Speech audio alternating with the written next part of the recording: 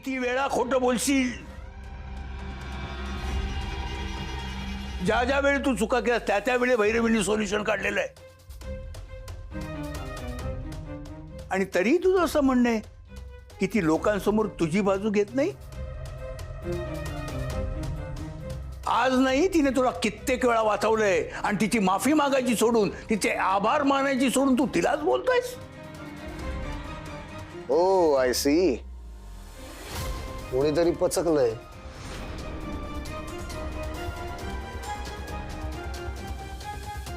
Bhairavi, Bhairavi, I am sorry, मला माफ कर. भैरवी, तू तू तू एक काम कर, तू इथे बस, इथे बस, बस बस. अरे हा बस. हे बघ, मला माफ कर. मी मी मी मी मी गुन्हेगार आहे. तुझं मला मला माफ कर प्लीज प्लीज. मला मी मी मी खूप नालायक माणूस आहे.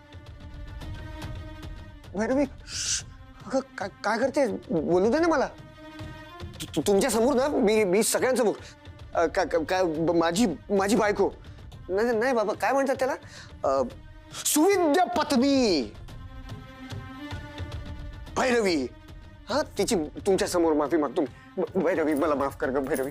हे बघ, मी हात जोडतो तुझ्या समोर. मला माफ कर. मीच नालायक माणूस आहे ग. मला प्लीज माफ कर ना. काय करतोयस तू?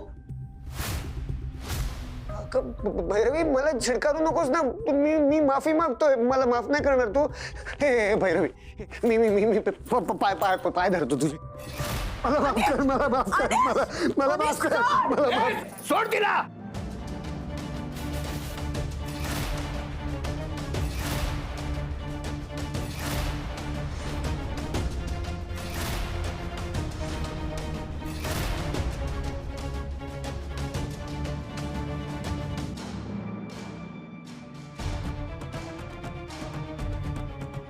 चालू दे तुमचं. सॉरी यार गाईज, मला माफ करा. मी तुमच्या पार्टीत येऊन तुमच्या पार्टीचा विचका केला. Sorry. Bhairavi, congratulations. 3 cheers for Bhairavi Masgaonkar. Hip hip hurray, hip hip hurray, hip hip hurray. माझ्यासारख्या नवऱ्याचं कर्ज फेडणाऱ्या भैरवी मासगावकरांना यंदाचा सर्वोच्च नारी पुरस्कार जाहीर.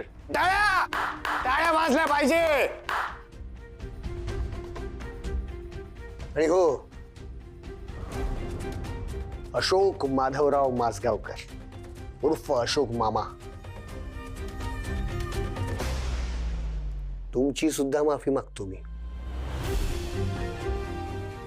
तुम्हाला तुमचा मुलगा नाही मिळाला, पण सून मिळाली.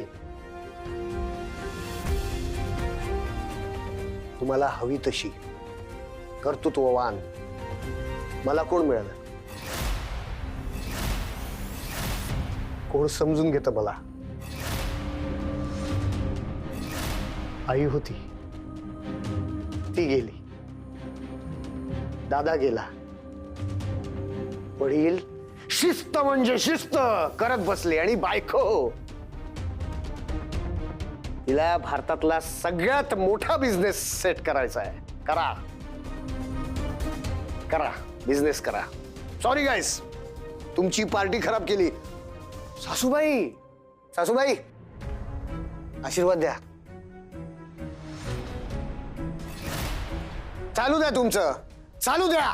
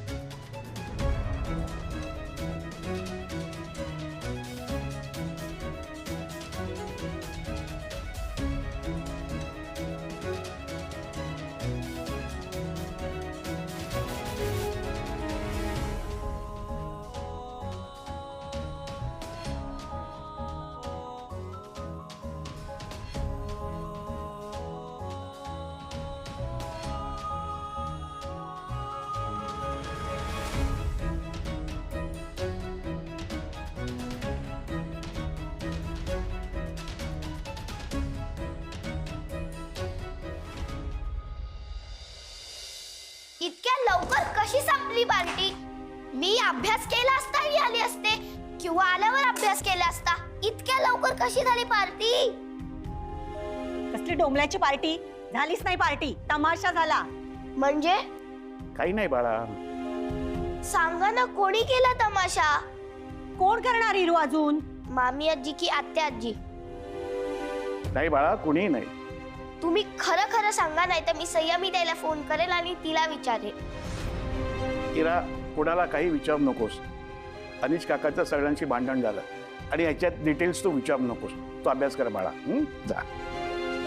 अनिश काका तर रोजच सगळ्यांची भांडण करतो. पूर्वी तो असा नव्हता. आमचे खूप लाड पण करायचा. आता पण आमचे लाड करतो, पण आता तो शांत नाहीये. तो आतून शांत नाहीये. नशीब. मी सांगत होते तेव्हा कळलं नाही.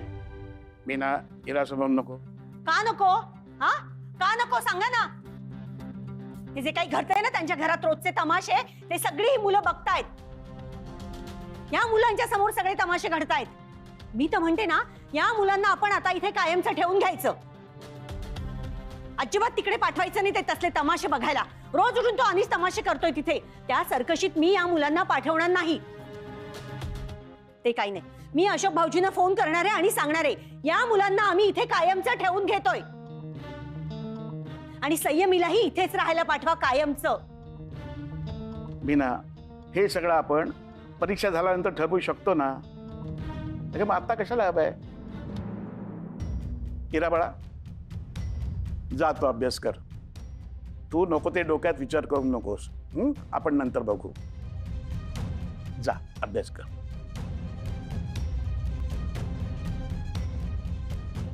मीना, मला वाटतं आपण भैरवीला मदत करायला हवी.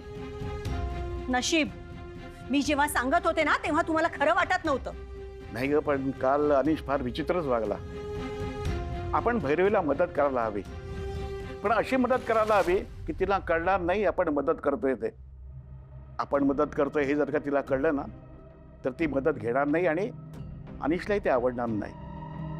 काय करूया आपण? काय राजो, काय केलं तुम्ही? हा, डोक्यावर पडलं का? हा, काय झालं काय? याले भिकेचे डोळे म्हणते तू. बा, हा? चांगले पैसे मिळाले होते, कर्ज फिटलं होतं. काय प्रॉब्लेम काय होता तुले? सेवानीचं कर्ज मानेवरून गेलं होतं ना, झालं सगळं. हो ना बापा, चांगलं भरलेलं ताट होतं. लात मारलेले का तू? काय झालं सगळं? चुपचाप राहून टाळ्या वाजवल्या असतं, केलं असतं तुझं कौतुक, बिघडलं असतं का तुझं? ते सोसायटीतले लोक बोलत होते मला. मग तुला काय झेंडावंदन करायला बोलवायचं होतं का? अरे कोण लागून कोण गेला तू? खरंच सांगतो, तू जर पोट्टा असं ना माझा असा बुकलून काढला असता ना तुले. ए बाय, भाऊ, ए बाबू, ऐक, ऐक ना, अनिस, जरा- बाबू, ऐक, ऐक. बाबू, ऐक ऐक ऐक. हे पाय, चांगली रुळावर आली आहे ना गाडी आपली.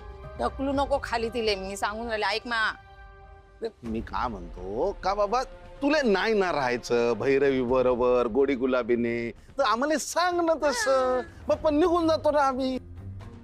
काय करायचं इथे? हा, ना पैसा मिळाला ना जागा मिळाली. तुला सांगतो का बाबा, आम्हाला वाटलं हा म्हातारा एकटा आहे तर मिळेल सगळं आपल्याला. तर नको त्याला टांबर लागलं ना मागे. अरे त्यात हा पोट्टा गुडघ्यात मेंदू असलेला. नाही असं काही बोल नका, पण मला असं वाटून राहिलं बाबू की तुले नाही जमत. तुले घर सांभाळणं जमत नाही नाही. आणि तुझ्या भरोशावर आम्हाला तुझ्या घरी राहणं जमणार नाही. आमचं कधी काही होऊ शकते ना. नाही, आम्ही चाललो. काय करू आपण? हा. ते आपले ते बहिणीचं जावई, त्याचे आई बाबा राहतात नाही तर आता ती म्हातारी एकटीच असते घरी. हा. तर लाडी गोडी लाव, तिच्या घरी राहू. यायच्या घरी भांडणच लय आहे ना. तरी पण मी काय म्हणतो का बाबा, तू भैरवी बरोबर गोडी गुलाबीनं राहा ना. म्हणजे काय होतं त्यात? आता मला सांग की बाबा, तुला घराबाहेर काढला, हा. काय करशील? काय खाशील? कुठे राहशील? कसा जगशील? हा? तुला सांगतो का बाबा, जरा जरा डोकं शांत ठेव ना. हा, जरा खाली मान घालून बायको समोर वाग. हा, आणि मग काढ फाना.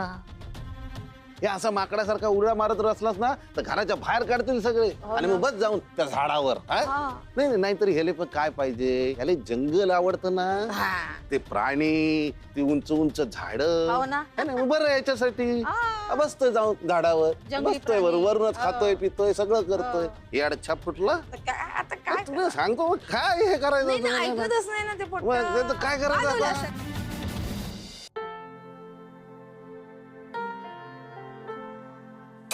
दादा अरे तू तू काय करतोस ते मी करते ते नाही नाही ग, शेवटी आपला पसारा आपल्यालाच आवरावा लागतो ते तू.